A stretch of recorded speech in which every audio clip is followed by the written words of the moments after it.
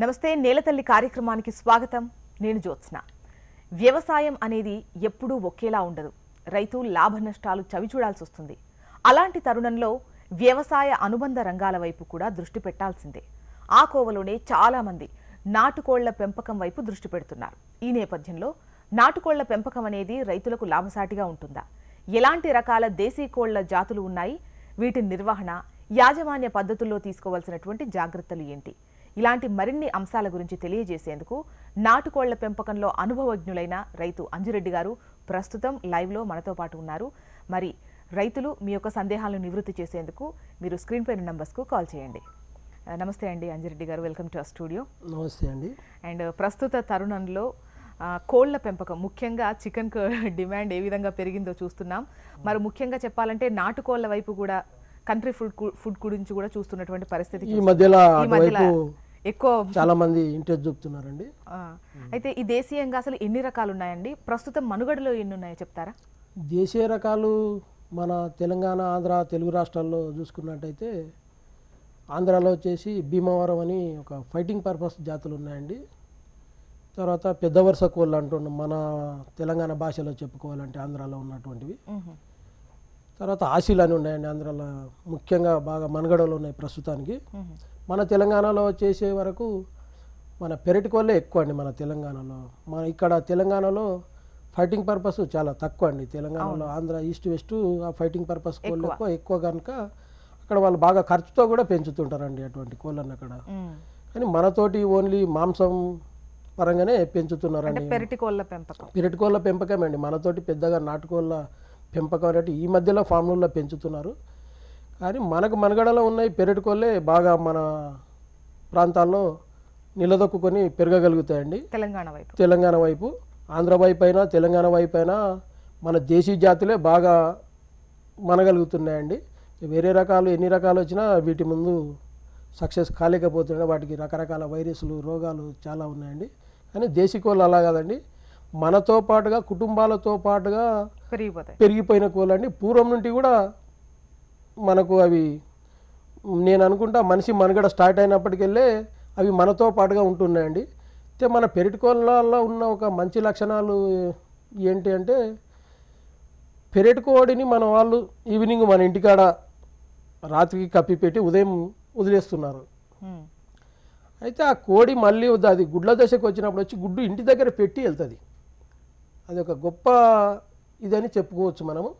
అది ఒక 10-15 గుడ్లు పెట్టిన తర్వాత దాన్ని తీసి పొదిగేయడము. పురాతన పద్ధతిలో మన పెద్దలు పెంచిన పద్ధతి ఏమిటంటే ఈజీ ప్రాసెస్ ఇదంతా. ఈ రోజుల్లో ఇంక్యుబేటర్లో గుడ్లు పొదిగించడం, తర్వాత దాన్ని తెచ్చి ఒక ఫామ్లో పెంచడం, ఇదల్లా వృధా ప్రయాస అండి నాకు తెలిసినంత వరకు. మంచి పద్ధతి. మన వాళ్ళు ఒక చుట్టాలు వచ్చిరంటే ఒక కోని కోసినవా అనే ఒక మాట నడిచేది. చుట్టం వచ్చినట్టే ఏరా ఇంట్లో ఈరోజు మీకు కోడి కోసినట్టేనా, మీ చుట్టం కోని కోసి ఉండాలని పక్క వాళ్ళు పలకరించే సాంప్రదాయం, అంత గొప్ప సాంప్రదాయం ఉండేది మనకు పూర్వం.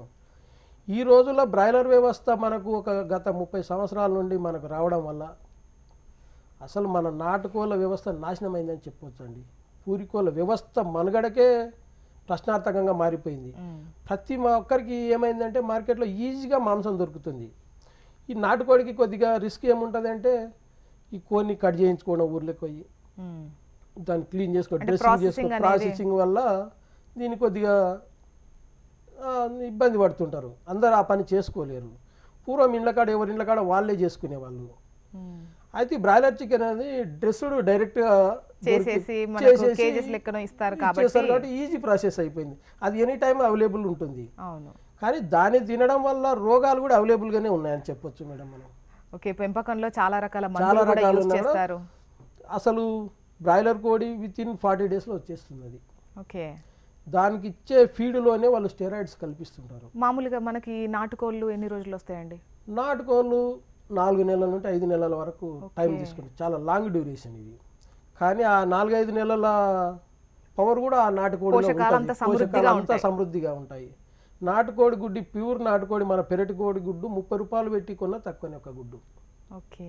అన్ని పోషకాలు అందులో ఉంటాయి. అసలు అదే బ్రాయిలర్ కోడి గుడ్డును ఒక కేజెస్లో బంధించి గుడ్లు పెట్టిస్తున్నారు ఈరోజు లేయర్స్. అది బాగా ఒత్తిడికి గురై గుడ్డు పెడుతుంటుంది. ఒక అది పొడుచుకోకుండా దాని ముక్కులు కట్ చేసి ఒక కేజీస్లో బంధించి గుడ్డు పెట్టిస్తారు. ఓకే. చాలా ఇంపార్టెంట్. ఆ గుడ్డు తినే వాళ్ళకు కూడా ఇంత మాత్రము ఆరోగ్యం కాదని చెప్పొచ్చు. ప్రభుత్వాలు ఎన్ని సపోర్ట్ చేసినా, ఆ ఫామ్లకు ఎంత సపోర్ట్ చేసినా, ఆ ఫాము మాంసం కానీ ఫామ్ గుడ్లు కానీ ఇంత మాత్రము ఆరోగ్యకరం కాదు. బ్రాయిలర్ కోడి 40 డేస్లో పెరగాలంటే దానికి 24 అవర్స్ తింటూనే ఉండాలి, డే అండ్ నైట్. ప్రతిరోజు 50 గ్రాముల వెయిట్ పెరుగుతుండాలి. అది ఇలా 40 డేస్ క్రాస్ అయిందంటే ఆ వెయిట్ ఆ పెరగడం అది తగ్గిపోతుంటుంది. ఈ కంపెనీలకు లాస్ అయితే వితిన్ 40 డేస్లో దాన్ని కట్ చేస్తారు. అంత డేంజర్గా ఉంటుందండి దాని పద్ధతి పెంచడం. కాలర్ ఉన్నారండి అంజిరెడ్డి గారు మీతో మాట్లాడేందుకు. రామయ్య గారు ఖమ్మం నుంచి ఉన్నారు. రామయ్య గారు, రామయ్య గారు మీరు టీవీ వాల్యూమ్ తగ్గించి డైరెక్ట్గా అంజిరెడ్డి గారితో మాట్లాడండి. మేడం ఇప్పుడు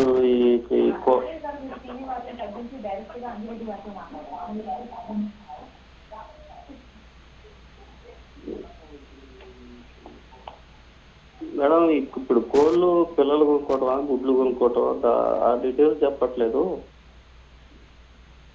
ఓకే, అడగండి, మీ క్వశ్చన్ ఏంటో అడగండి. అంటే పిల్లలు కొనుక్కోవాలి. హలో హలో హలో రామయ్య గారు, హలో. వీటికి పెంపకం ఇంటి ముందు షెడ్ చేసుకోవాలా, ఇంటి ముందు మామూలు ఖాళీ ప్లేస్లు చెప్పండి సార్. నమస్తే రామయ్య గారు. హలో సార్, మీరు కోళ్ళు పెంచుకోవాలనుకుంటే మన పెరటి కోళ్ళతోటి మనము పెంపకం స్టార్ట్ చేయడము చాలా మంచి పద్ధతి అండి. ఈరోజు నాటుకోళ్ళని పెంచుతున్నారు చాలా మటుకు. అవి తమిళనాడు నుండి మనకు ఆసిల్ వస్తున్నాయి, ఆసిల్ క్రాస్ బ్రీడ్ అని. అవి ఒక 3 మంత్స్లలో వస్తున్నాయి. కానీ వాటి మాంసం ఒకసారి తిన్నవాళ్ళు నెక్స్ట్ టైం ఇష్టపడటం లేదండి. ఆ మాంసం చాలా గట్టిగా ఉంటుంది, రుచికరంగా కూడా లేదు. మనం పెరటి కోళ్ళను మొదలు స్టార్ట్ చేయాలనుకునేటప్పుడు పొలాల దగ్గర మనం ఇన్ని రోజులు ఇండ్ల దగ్గర పెంచుకునే వాళ్ళము. ఇండ్ల దగ్గర పెంచుకున్న వల్ల మన ఇంటి వరకే సరిపోవట్లేదు ఆ మాంసము. కనుక పొలాల్లో ఏర్పాటు చేసుకోవడం చాలా ఉత్తమమైన పద్ధతిగా ఈ మధ్యలో మేము గత 2 సంవత్సరాల నుండి మొదలుపెట్టినామండి. అవి చాలా బాగుంది. పొలాల్లో పెంచడం వల్ల పొలాల్లో ఉన్న గడ్డి తినడం కానీ పురుగు పుట్ర తినడం కానీ ఆ లెక్కలో పెంచుకోవడం చాలా మంచిగా ఉందండి. పొలాల్లో మనము ఇంటి దగ్గర పెంచుకున్నట్టే కొద్దిపాటు చిన్నపాటిగా మొదలు పెట్టడం మంచిది. నాటుకోళ్లను పెద్ద ఎత్తులో చేసి లక్షలు పెట్టుబడి పెట్టి ఇప్పటికే బ్రాయిలర్ షెడ్లు లక్షలు 10 లక్షలు 20 లక్షలు పెట్టుబడి పెట్టి కంపెనీలకు అప్పగించి వాళ్ళ కింద దేహి అని బతికే పరిస్థితుల పౌల్ట్రీ రైతులు, అది నాకు చాలా బాధాకర విషయంగా భావిస్తున్నాను. రోడ్ల వెంబడి ఎన్నో షెడ్లు చూస్తున్నాము.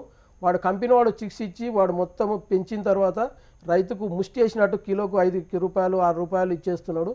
లాస్ట్కి వానికి ఏమైనా కోళ్ళు ఎక్కువ చనిపోతే కూడా అది నష్టాలంతా రైతుల మీద దొబ్బేస్తున్నారు. కానీ విధి లేని పరిస్థితుల్లో వాళ్ళే రైతులు ఇప్పుడు కంపెనీలే చిక్స్ ఇవ్వాలి రైతులకు. తర్వాత పెంచిన తర్వాత కంపెనీలే తీసుకోవాలి. కనుక ఆ షెడ్లు వేసి చాలా నష్టాలు కూరుకుపోయిన రైతులు చాలామంది రైతులు రోడ్ల ఎండ చూస్తే నాకే కంట నీళ్లు పెట్టుకున్నంత ఇబ్బంది కలుగుతుందండి. కనుక ప్రభుత్వాలు కూడా ఈ బ్రాయిలర్లకు లేయర్స్కే పూర్తిగా మొత్తం కంప్లీట్ మార్కెట్ అంటే కోళ్ళు అంటే ఇంకా లేయరు బ్రాయిలర్ గుడ్ల కోళ్ళు బ్రాయిలర్ మాంసం అనే వరకే వచ్చేసిండండి అంతా. అసలు మన సాంప్రదాయ కోళ్ళను కనుమరుగయ్యే పరిస్థితులు ఉన్నాయి. కనుక మనం పెరటి కోళ్ళను బాగా ప్రోత్సహించుకుంటే పెరటికోడికి ఇంకోటి పెరటికోడికి ఉన్న గొప్ప ఇది ఏంటంటే మార్కెట్లో లైవ్ బర్డ్ 350 నుండి 400 వరకు కేజీ కూడా ఉందండి. ఓకే, దాని టేస్ట్ బట్టి దాన్ని గుర్తెరిగిన వాళ్ళు ఖచ్చితంగా దాన్ని కొంటారు. ఫుల్ డిమాండ్గా కూడా అమ్ముడవుతుంది. పెరటి కోళ్ళను పెంచుకోవడము చాలా మంచి విషయం. ఎందుకొరకంటే మనకు ఇంట్లో మంచి మాంసం దొరుకుతుంది. కల్తీ లేని మాంసం కల్తీ లేని గుడ్లు మన ఫ్యామిలీకి వస్తాయి. దానివల్ల మన కుటుంబం కూడా ఆరోగ్యంగా తయారవుతుంది. మన కాలర్ ఉన్నారండి శంషుద్దీన్ మహబూబ్ నగర్ నుంచి. శంషుద్దీన్ గారు, హలో హలో హలో సార్ నమస్కారం అండి అంజిరెడ్డి గారు. నమస్తే అండి. హలో అండి. హలో అంజిరెడ్డి గారు నమస్తే. నమస్తే చెప్పండి. హలో సార్ వినిపిస్తుందా? వినిపిస్తుంది, చెప్పండి సార్ చెప్పండి. శంషుద్దీన్ గారు మీ వాయిస్ వినిపిస్తోంది. మీరు టీవీ చూడకుండా డైరెక్ట్ గా మా దగ్గర కోళ్ళు పెంచుకోవడానికి మీరు అమ్ముతారా సార్? ఏమండి సార్ మేము స్టార్ట్ చేయాలనుకుంటున్నాం బేసిక్ గా. ఓకే, హలో చెప్పండి. అయితే ఇప్పుడు స్టార్ట్ చేయాలి అని అనుకుంటున్నారు. వారికి కోడి పిల్లలో ఎలా అని అడుగుతున్నారండి శంషుద్దీన్ గారు. కోడి పిల్లల గుడ్ల లేకపోతే దానికి సంబంధించి ఎక్కడ కొనుక్కోవాలా ఎక్కడ తెచ్చుకోవాలా అని. స్టార్ట్ కానికే కోళ్ళు అమ్మడానికి ప్రస్తుతానికి మా దగ్గర లేవండి. మేము తక్కువ మొత్తంలో చిక్స్ ఇస్తున్నాము. అదే సార్, అది ఎక్కడ కొనుక్కోవాలి? ఎక్కడ మనము ప్యూర్ పెరటి కోళ్ళు అండి. ప్రస్తుతానికి నాకు తెలిసినంత వరకు తెలంగాణలో నేనైతే ఇంతవరకు చూడలేదండి. నాటుకోళ్ళ పేరుతో అమ్ముతున్నారు, కానీ ఆ కోడి తెచ్చి పెంచిన తర్వాత మార్కెట్లో అమ్ముకోలేక చాలామంది రైతులు ఇబ్బంది పడ్డారండి. చాలామందిని మేము చూసినాము. కనుక మనకు ఉత్తమమైన పద్ధతి అంటే ఒక 20-30 పెరటి కోళ్ళనే మనము కలెక్ట్ చేసుకొని వాటికి ఒక 2 పుంజులు పెట్టుకొని కొద్దిపాటి కోళ్ళతోటి మొదలు పెట్టడం చాలా ఉత్తమంగా ఉంటుందండి. దానివల్ల మనకు ఒక 6 నెలల్లో ఒక ఎక్స్పీరియన్స్ వచ్చేస్తుంది. దాని తర్వాత మనం పెంచుకోవచ్చండి. ఇది ఎందుకంటే ఇప్పుడు దీనికి ఇంక్యుబేటర్ అది ఏం అవసరం లేదండి. ఒక 20 పెట్టలకు ఒక పుంజు సరిపోతుంది. లేదు మనం ఏమనుకుంటే ఇంకొక పుంజుని పెంచుకుంటే ఒక 50 పెట్టలు ఒక 2-3 పుంజులు పెట్టుకొని మనం వాటిని గుడ్లు పెట్టించుకొని ఆ గుడ్లను పొదిగించుకొని కూడా పిల్లలు చేసుకోవచ్చండి. అదే మనకు కమర్షియల్గా దొరికే కోళ్ళు అయితే వాళ్ళ దగ్గరే కొనుక్కోవాలి. మనకి ఇట్లా కొనుక్కొని వీళ్ళను పొదిగించుకొని అట్లా పిల్లలు చేసి మనం పెంచుకోవచ్చండి. దీనివల్ల మనకు ఒక 4-5 నెలల్లో కోతకు వస్తాయి. మనం కరెక్ట్గా పెంచుకుంటే కోడికి 400 నుండి 500 రూపాయలు వస్తాయండి. దీని మీద ఇంకొకటి రైతులకు ముఖ్యంగా నా రిక్వెస్ట్ ఏంటంటే గుర్తుపెట్టుకోవాల్సింది ఏంటంటే, మనం బయటి నుండి కొనుక్కొచ్చిన అసిల్ క్రాస్ బ్రీడ్ నాటుకోడిని ఫామ్లో పెట్టి పెంచుతారండి. దానికి ఫామ్లో పెట్టి పెంచినప్పుడు కొన్ని రోజుల తర్వాత అవి పొడుచుకోవడం మొదలు పెడతాయండి. ఆ పొడుచుకోవడం మొదలు పెట్టినప్పుడు ఆ ముక్కులు కట్ చేసే ఒక సిస్టమ్ ఒకటి ఉంది. అందులో ఆ ముక్కు కట్ చేసిందనగానే కొనేవాడు నిజంగా తెలిసిన వాళ్ళు అయితే ఆ ముక్కు కట్ చేసిందనగానే ఇది అసలు ఫామ్ బర్డ్ అనేస్తారండి. మన నాటుకోడికి ఆ ముక్కులు కట్ చేయాల్సిన అవసరం లేదు, పెరటి కోడికి అవసరం లేదు. కానీ అదే అసిల్ క్రాస్ బ్రీడ్కి ముక్కులు కట్ చేస్తారు. ఆ ముక్కులు పొడుచుకోకుండా ముక్కులు కట్ చేయడం వల్ల ఆ కోడి వాల్యూ పోతుంది అండి. ఇంకా అసలు వాళ్ళకి అర్థమైపోతుంది ఆ కోడిని చూడంగానే, అయ్యో ఇది ఫామ్ కోడి, ఇది నాటుకోడి కాదు, ఇది కల్తీ నాటుకోడి అనేది అర్థమవుతుందండి.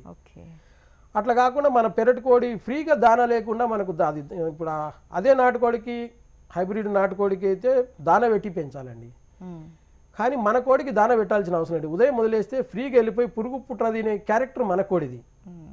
కనుక మనకు దానా ఖర్చు అనేది 90% ఉండదండి. ఇందులో కొద్దిపాటి కోళ్ళ పెంచుకుంటే, ఇంకా కొద్దిపాటి ఎక్కువ పెంచుకుంటే ఒక 2 times ఉదయం కానీ సాయంత్రం కానీ కొద్దిగా దాన వేసుకుంటే ఒక అలవాటు వచ్చేస్తుందండి. మనం పెంచుకునే షెడ్ వరకు వచ్చేస్తాయి అవి. ఎక్కడ పొలాల్లో తిరిగినా మళ్ళీ టైంకి ఇంటికి వచ్చేస్తాయండి. మళ్ళీ వచ్చేస్తే ఇంకోటి ఏముందంటే, మన దేశీ కోళ్ళను ఒక బ్రహ్మాండంగా మన సృష్టి అన్నీ ఇచ్చిందండి మనకు.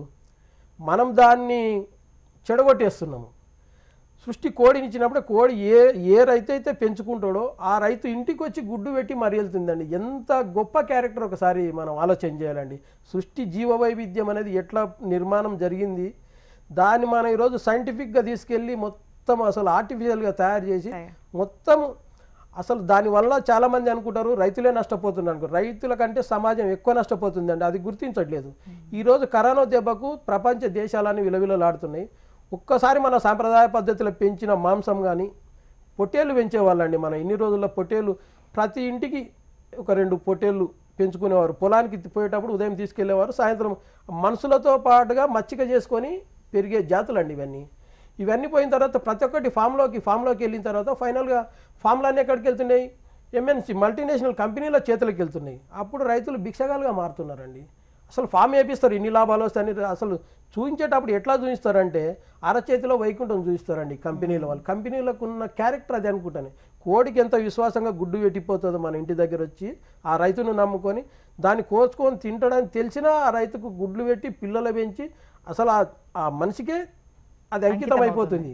ఈ కంపెనీలన్నీ మనుషులను దోసుకోవడానికి అంకితమైనాయండి. అసలు ఎట్లా దోసుకోవాలి, ఫస్ట్ రైతులను ఎట్లా క్యాచ్ చేసుకోవాలి. ఫస్ట్ ఒక పైన ఒక హైదరాబాద్ టౌన్లో ఉన్నాడంటే ఒకసారి పచ్చ పొలాలు చూసినట్టే ఒకసారి కన్నేసి ఉంటాడు. దీన్ని ఎట్లా కాజ్ చేయాలి మనం, సింపుల్గా వస్తారండి. కాలర్తో మాట్లాడిన తర్వాత కంటిన్యూ చేద్దామండి. శివప్రసాద్ రెడ్డి గారు అనంతపురం నుంచి ఉన్నారు. శివప్రసాద్ రెడ్డి గారు. హలో శివప్రసాద్ గారు నమస్తే అండి. నమస్తే అండి, అడగండి మీ క్వశ్చన్ అంజిరెడ్డి గారిని. నమస్తే. ఇలా మాది కోళ్ళు నాటి కోళ్ళు పెంపకం చెప్తామండి మేము. హలో చెప్పండి సార్. మేము నాటుకోళ్ళ పెంపకం చేస్తున్నాము. చెప్పండి. మాది అనంతపురం జిల్లా, ఓకే, పెద్దవడూరు మండలం, అంపేచర్ల. ఓకే. మా కోళ్ళు ఏమో గుడ్లు దండిగా పెడుతున్నాయి సార్, పిల్లలు తక్కువ లేపుతున్నాయి. మీరు గుడ్లను కొద్దిగా జాగ్రత్తగా స్టోర్ చేయాలండి. మీరు ఫ్రిడ్జ్లో పెట్టాలి గుడ్లను. ఎన్ని రోజులకు పొదిగిస్తున్నారు మీరు? ఒక గుడ్లు పెట్టాక సార్ కోడి పొదలకు వచ్చాక ఒక 3 days కి వేస్తున్నాం మేము. మీరు 10 రోజుల లోపల కోళ్ళను పొదిగించాలండి గుడ్లను. 10 రోజుల లోపల సార్? 10 రోజుల్లో. ఇంకోటి మీరు ఫ్రిడ్జ్లో పెట్టే ముందు గుడ్లు కింద మనం కూరగాయలు పెడతామా, డీప్ ఫ్రిడ్జ్కి దగ్గర కాకుండా కొద్దిగా కిందికి పెట్టండి. మామూలు కూలు పెట్టాలంటే మరీ ఎక్కువ కూలు ఉంటే కూడా గుడ్లు క్రాకులు వచ్చేస్తాయి, పగిలిపోతాయండి. మీరు కింద పెట్టుకొని ఒక 10 రోజుల వరకు 10 రోజుల లోపల కోడికి వేసేయాలి. మీరు కోడి ద్వారా పొదిగిస్తున్నారా ఇంక్యుబేటర్ ద్వారా అండి? కోడి ద్వారా సార్. కోడి ద్వారా వేసుకున్నప్పుడు కూడా ఇంకేమంటే ఎక్కువ కోళ్ళు ఉంటే కూడా కోళ్ళు పొడుచుకొని లేచిపోతుంటాయండి గుడ్ల మీద కూర్చోకుండా. అట్లా కాకుండా మీరు కొద్దిగా కోళ్ళను దూరంగా పెట్టేసి వేసుకోండి. మీరు 10 రోజులు 12 రోజుల్లో ఎక్కువ అంటే 12 రోజులు దాటనివ్వద్దండి. మీరు ఒక గుడ్లు స్టోర్ చేసేటప్పుడు కొద్దిగా జాగ్రత్తలు తీసుకొని మంచిగా పొదిగేసి, ఇంకోటి పొదిగేసేటప్పుడు మనది ఒక సాంప్రదాయ పద్ధతి ఒకటి ఉందండి, మీకు తెలుసా? అదే సార్, మేము నిండా ఇది పెద్ద గోళం తీసుకొని గోళం అట్లా పెడుతున్నారు కరెక్ట్ అని. పొదిగేసేటప్పుడు మన ఇంట్లో కలికుండ అని ఒకటి ఉంటుందండి.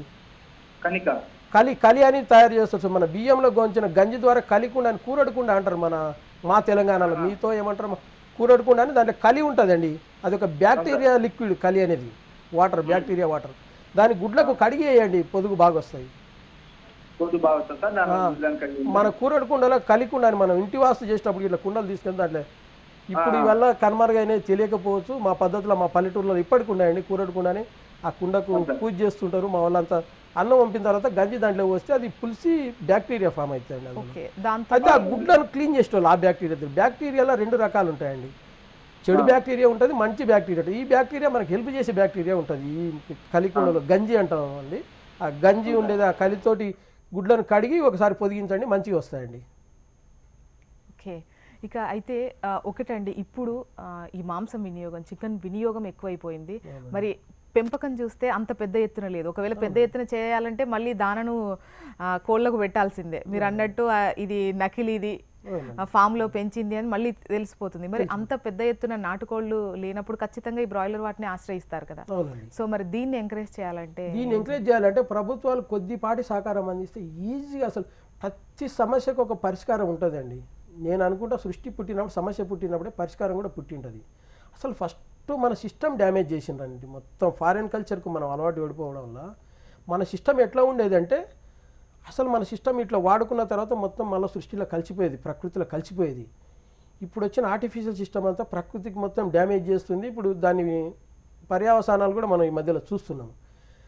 అయితే అంత పెద్ద మొత్తంలో తయారు చేయలేనప్పుడు ప్రభుత్వాలు కొద్దిపాటిగా సహకరించి ప్రతి రైతు పూర్వకాలంలో ఎట్లా ఉండేటోళ్ళు ఒక్కసారి ఇప్పుడు గూగుల్లో కంటే మీ తాతని రీసెర్చ్ చేయడానికి ఈ మధ్యలో ఒక వర్డ్ విన్నానండి మా మిత్రుల దగ్గర. నేను గూగుల్లో ఎంత సమాచారం ఉందో మీ తాత దగ్గర కూడా అంతకంటే కొద్దిగా ఎక్కువ సమాచారం ఉంటుందని చెప్పారంటండి.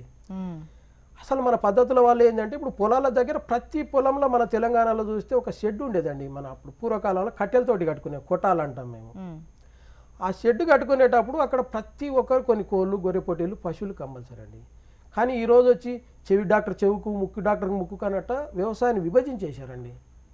అది కమర్షియల్ అయిపోయింది. దానివల్ల రైతు ఎంత నష్టపోతుంది రైతుకు తెలియదండి. అసలు రైతును ఖాళీ రిమోట్గా చేశారండి. టీవీలో బొమ్మలాగా తయారు చేసిండ్రు. రిమోట్ అంతా కంపెనీలు, రైతు ఓన్లీ ప్లేయింగ్ బొమ్మ మాత్రమే తయారైందండి. కానీ మన పద్ధతిలో ఉండాలంటే ఖచ్చితంగా నాటు ఆవులు 2 ఉండాలండి, 2 గొర్రె పొట్టేళ్ళు, ఒక 20-30 కోళ్ళు. వీటన్నిటికీ ఉండాలంటే ఫస్ట్ పొలంలో ఒక షెడ్ ఉండాలండి, నివాస యోగ్యము. ఆ షెడ్లకి ఈ మధ్యలో ఈజీఎస్లో ఇస్తున్నారు, మహాత్మా గాంధీ ఎన్ఆర్ఈజీఎస్లో ఇస్తున్నారు అన్నారు. కానీ వాళ్ళు ఊర్లో వర్క్ ఎంత జరిగింది, ఎంత చూసి అది సరిపోయినని రైతులకు ఒక 10% కూడా ఇవ్వలేకపోతున్నారండి. రీసెంట్లో మేమే అడిగినాము, మీ ఊరికి ఇన్ని వస్తాయి అన్ని వస్తాయి అంటే దాంట్లో కాంపిటీషన్ వాడికి కొట్లాడుకోలేమండి. కానీ ఆ షెడ్ ఒకటే అనుకుంటా. ఆ షెడ్కు ప్రతి రైతుకు ఒక 5 ఎకరాల రైతుకు కానీ, ఒక 2 ఎకరాల రైతుకు కానీ ఒక 50,000 రూపాయలు హెల్ప్ చేసి డైరెక్ట్ డబ్బులు ఇవ్వద్దండి రైతుకు కూడా. ఒక షెడ్ ఏర్పాటు చేయగలిగితే పొలంలో ఇన్ని రకాల వీళ్ళు కంపెనీలు అనే పేరు చెప్తాను, దీన్ని కూడా కంపెనీలతోటి పోల్చవచ్చు మనం. ఒక పశువుల కంపెనీ అనుకోండి, ఒక కోళ్ళ కంపెనీ అనుకోండి, ఒక గొర్రెల కంపెనీ. ఒక వ్యవసాయంతో పాటు ఇవన్నీ ఒక 1/2 ఎకరంలో వచ్చేస్తాయండి, ఒక 1/4 ఎకరంలో వచ్చేస్తాయి. కానీ ఇంటికి నిత్యావసరాల అవసరమయ్యే డబ్బులు కానీ మన పాలు కానీ పాలు ఈరోజు కల్తీ అంటున్నారు. ఈ కల్తీని ఇప్పుడు ప్రపంచం ఉన్న రోజులు ఎవరు నివారించడం అసాధ్యం అండి. చాలామంది చెప్తున్నారు, మీరు కూడా ఒకసారి టీవీలో టెలికాస్ట్ చేస్తుంటారండి, ఇలా యూరియా కలిపిండ్రు, అది కలిపిండ్రు, ఇది కానీ అసలు దాని నివారణ పద్ధతి ఎవరు ఆలోచన చేయట్లేదండి. చాలామందికి నేను అనుకున్నాండి, నాకు ఒక అడిగే అవకాశం ఇక్కడ కూడా రాలేదు. ప్రభుత్వాలు నిజంగా అట్లా ప్రతి రైతుకు ఒక షెడ్డు పథకం పెట్టి, చాలామంది ఇప్పుడు కల్తీ పాలు అంటే నిజంగా పాలు బాగా ఉంటే కల్తీ రావండి. పాలు అంతా బిజినెస్లకు వెళ్ళిపోయిన తర్వాతనే కల్తీ జరుగుతున్నాయి. రైతుల పరంగా కల్తీ ఎక్కడ జరగట్లేదు. ఇప్పుడు రైతు కూడా ఏమవుతుంది, కొనేవాళ్ళు ఎక్కువ, సిటీలకు దగ్గర ఉన్న వాళ్ళు వానికి పాలు సరిపోయినప్పుడే వాడు కల్తీ కలుపుతున్నారు. కానీ మన పూర్వకాలంలో పాలు అమ్మడం నిషేధం. ఓకే ఓకే కాలర్ని తీసుకున్న తర్వాత మళ్ళీ మనం కంటిన్యూ చేద్దామండి. విజయ్ గారు మంచిర్యాల నుంచి ఉన్నారు. విజయ్ గారు, హలో హలో హలో నమస్తే అండి. నమస్తే అండి, అడగండి, మీ క్వశ్చన్ ఏంటో అడగండి.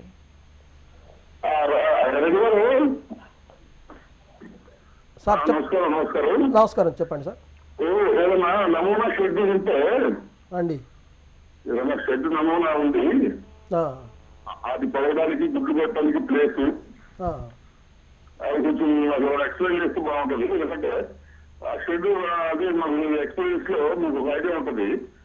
ఒకటే అండి, మీరు షెడ్డు నిర్మాణం అంటూ ఇంత అండి పెరటి కోళ్ళను పెంచుకునేటప్పుడు ఒక రిస్ట్రిక్ట్ పెట్టుకోవద్దండి. మనకు వీలైనంత చేసుకోండి, కొద్ది కోళ్ళతోటి మీరు మొదలు పెట్టుకోండి. లేదు ఒక కమర్షియల్ పర్పస్గా పెంచాలంటే మీకు ఎక్కడైనా ప్యూర్ పెరటి కోడి పిల్లలు పెరిగితే ఒక 50 ఫీట్ల పొడవు, ఒక 20 ఫీట్ల వెడల్పు ఉంటే మనకు ఒక 500 కోళ్ళకు సరిపోతుందండి. వాటిని గుడ్లు పెట్టడానికి మీరు ఏం చేస్తారంటే పాత టైర్లు ఉంటాయండి, మన కారు టైర్లు ఇట్లా, అవి తెచ్చుకొని దాని కింద కొద్దిగా ఇసుక వేసి అక్కడక్కడ షెడ్లో పెట్టేస్తే అందులో గుడ్లు పెట్టిపోతాయండి. మనకు ఆ గుడ్లు డ్యామేజ్ కూడా కాకుండా ఉంటాయి ఆ ఇసుక పోయడం వల్ల. అట్లా కలెక్ట్ చేసుకొని మీరు ఫ్రిడ్జ్లో కింది భాగంలో పెట్టుకొని పొదిగించుకోండి, బాగుంటుంది. ఓకే, మొత్తానికి ఈ ముఖ్యంగా మీరు చెప్తున్నట్టు ఈ నాటుకోళ్ల పెంపకానికి పెద్దగా రైతు కష్టపడిన అవసరం లేదు, ముఖ్యంగా దానా విషయం కానీ. అంటే ఒకటి చెప్పారండి, పెరటికోళ్ల పెంపకం ఏదైతే ఉందో అవి వాటంతట అవే వెళ్తాయి, తింటాయి, వస్తాయి అని. అంటే అసలు ఎన్ని రకాల పద్ధతులు ఉంటాయండి? అంటే తక్కువ మొత్తంలోనే పెంచగలుగుతామా, పెద్ద ఎత్తున పెంచగలుగుతామా? పెద్ద ఎత్తున అంటే నేను అనుకుంటా అండి, ఒక 1000 కోళ్ళ వరకు 500 బెటర్ అండి. 500కి మించితే కొద్దిగా ఇబ్బంది అవుతుంది, ఎందుకంటే ఓపెన్ రేంజ్లో వదిలేసుకోవాలండి. 1 ఎకరాకు మనం జాలి ఏర్పాటు చేసుకొని 1 ఎకరాలో ఒక 500 కోళ్ళు సంవత్సరానికి ఒక 2 బ్యాచ్లు పెంచుకోవచ్చు అండి. ఒక 5 నెలలకు ఒక బ్యాచ్ అయిపోయి ఉంటుంది, మళ్ళీ ఒక 15 రోజులు అట్లా గ్యాప్ ఇచ్చి మళ్ళీ చేసుకోవచ్చు అండి. కానీ ఇక్కడ ప్యూర్ పెరటి కోడి పిల్లలు ఇక్కడ లభించట్లేదండి ప్రస్తుతానికి. నాకు తెలిసినంత వరకు నేను తయారు చేస్తున్నాను, ఇంకెక్కడ అక్కడక్కడ కొందరు ఉండొచ్చు ఏం, కానీ ఇంకా వెలుగులోకి అయితే రాలేదు వాళ్ళు. కానీ ఆ నాటుకోళ్ళ పేరుతోటి అసిల్కోళ్ళు పెంచడం వల్ల చాలామంది రైతులు నష్టపోయి అసలు నాటుకోళ్ళ ఫార్మింగ్ అంటేనే చెప్పదబ్బా వదిలిపెట్టు దాని గురించి అంత ఈ మాటలు డూప్ అనే వరకు వచ్చిందండి. నమ్మకం పోయింది. ప్రతిదీ కల్తీ, ప్రతిదీ డూప్ అయినప్పుడు మార్కెట్ లేనప్పుడు రైతు పెంచుతాడు. మా ఊరి పక్కన ఒక చిన్న చింతకుంటుందండి, మహేందర్ అని పెంచిండు. ఇదే ఆసిల్ నాటుకోళ్ళు పెంచి హైదరాబాద్లో బట్టల వ్యాపారం చేసుకునే మా బాబు వచ్చి అక్కడ పెంచిండు, ఒక షెడ్యూల్ లీజ్ తీసుకొని 3 లక్షల రూపాయలు నష్టపోయిండండి. అట్లా ఇబ్బంది పడుతున్నారు. అందుకే కరెక్ట్ గా చూసుకొని మనం సెలెక్ట్ చేసుకునేటువంటి కోళ్ళు అనేది నాటుకోళ్ళు కదా, పక్కాగా మన కోళ్ళనే సెలెక్ట్ చేసుకోండి, పెరటి కోళ్ళనే సెలెక్ట్ చేసుకోండి. మీరు 5 కోళ్ళతోటి స్టార్ట్ చేయండి. నేను స్టార్ట్ చేసింది 2 కోళ్ళతో అండి. ఓకే, థ్యాంక్ యూ అండి, థ్యాంక్ యూ వెరీ మచ్. నాటుకోళ్ళ పెంపకంలో ఎన్ని రకాల పద్ధతులు ఉన్నాయి, అదేవిధంగా ఏ విధంగా పెంచాలి, అదేవిధంగా నాటుకోళ్ళ ప్రయోజనాలు కూడా చాలా చక్కగా వివరించారు. థ్యాంక్ యూ వెరీ మచ్ అండి. థ్యాంక్ యూ అండి. చూశారు కదండి, అనుభవజ్ఞులైన నాటుకోళ్ల పెంపకానికి సంబంధించి అంజిరెడ్డి గారు ఏ విధమైనటువంటి సలహాలు అందించారు. అయితే ఇవాల్టి ఎపిసోడ్తో పాటు వ్యవసాయదారులకు అవసరమైనటువంటి మరింత సమాచారం కోసం హెచ్ఎం టీవీ అగ్రి యూట్యూబ్ ఛానల్ని సబ్స్క్రైబ్ చేసుకోండి. ఇది ఇవాల్టి నేలతల్లి కార్యక్రమం. నమస్తే.